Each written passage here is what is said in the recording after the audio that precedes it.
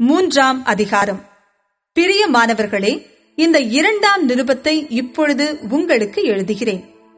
பரிசுத்த தீர்க்கதரிசிகளால் முன் சொல்லப்பட்ட வார்த்தைகளையும் இரட்சகராயிருக்கிற கர்த்தருடைய அப்போஸ்தலராகிய எங்களுடைய கட்டளைகளையும் நீங்கள் நினைவு கூறும்படி இந்த நிருபங்களினால் உங்கள் உண்மையான மனதை நினைப்பூட்டி எழுப்புகிறேன்.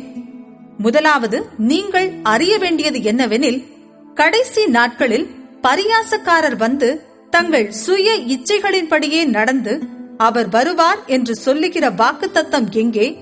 பிதாக்கள் நித்திரையடைந்த பின்பு சகலமும் சிருஷ்டிப்பின் தோற்றம் முதல் இருந்த விதமாயிருக்கிறதே என்று சொல்லுவார்கள்.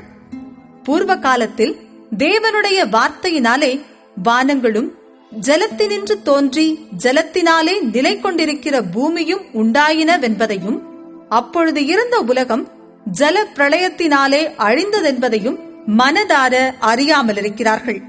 இப்பொழுது இருக்கிற வானங்களும் பூமியும் அந்த வார்த்தையினாலேயே அக்கினிக்கு இரையாக வைக்கப்பட்டு தேவ பக்தியில்லாதவர்கள் நியாயம் தீர்க்கப்பட்டு அழிந்து போகும் நாள் வரைக்கும் காக்கப்பட்டிருக்கிறது. பிரியமானவர்களே, கர்த்தருக்கு ஒரு நாள் 1000 வருஷம் போலவும் 1000 வருஷம் ஒரு நாள் போலவும் இருக்கிறதென்கிற இந்த ஒரு காரியத்தை நீங்கள் அறியாதிருக்க வேண்டாம். தாமதிக்கிறார் என்று சிலர் எண்ணுகிறபடி கர்த்தர் தமது வாக்குத்தத்தத்தை குறித்து தாமதமாயிராமல், ஒருவரும் கெட்டுப் போகாமல் எல்லாரும் மனம் திரும்ப வேண்டும் என்று விரும்பி நம்மேல் நீடிய பொறுமையுள்ளவராயிருக்கிறார்.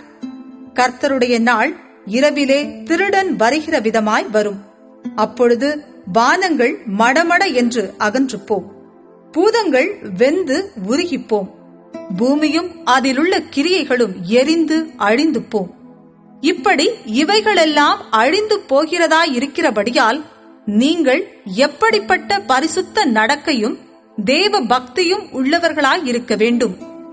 தேவனுடைய நாள் சீக்கிரமாய் வரும்படிக்கு மிகுந்த ஆவலோடே காத்திருங்கள். அந்த நாளில் வானங்கள் வெந்து அழிந்து பூதங்கள் எரிந்து உருகிப்போம்.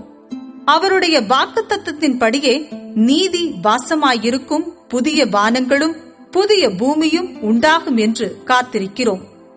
ஆகையால் பிரியமானவர்களே, இவைகள் வர காத்திருக்கிற நீங்கள் கரையற்றவர்களும் பிழையில்லாதவர்களுமாய் சமாதானத்தோடே அவர் சன்னதியில் காணப்படும்படி ஜாக்கிரதையாயிருங்கள். மேலும் நம்முடைய கர்த்தரின் நீடிய பொறுமையை இரட்சிப்பென்று எண்ணுங்கள். நமக்கு பிரியமான சகோதரனாகிய பவுலும் தனக்கு அருளப்பட்ட ஞானத்தினாலே இப்படியே உங்களுக்கு எழுதியிருக்கிறான். எல்லா நிருபங்களிலும் இவைகளை குறித்து பேசியிருக்கிறான். அவன் சொன்னவைகளில் சில காரியங்கள் அறிகிறதற்கு அரிதாயிருக்கிறது. கல்லாதவர்களும் உறுதி இல்லாதவர்களும் மற்ற வேத வாக்கியங்களை புரட்டுகிறது போல தங்களுக்கு கேடுவரத்தக்கதாக இவைகளையும் புரட்டுகிறார்கள். ஆதலால் பிரியமானவர்களே, இவைகளை முன்னமே நீங்கள் அறிந்திருக்கிறபடியால் அக்கிரமக்காரருடைய வஞ்சகத்திலே நீங்கள் இழுப்புண்டு உங்கள் உறுதியிலிருந்து விலகி விழுந்து போகாதபடிக்கு எச்சரிக்கையாயிருந்து நம்முடைய கர்த்தரும் இரட்சகருமாகிய இயேசு கிறிஸ்துவின் கிருபையிலும் அவரை அறிகிற அறிவிலும் வளருங்கள். அவருக்கு இப்பொழுதும் என்றென்றைக்கும் மகிமை உண்டாவதாக. ஆமென்.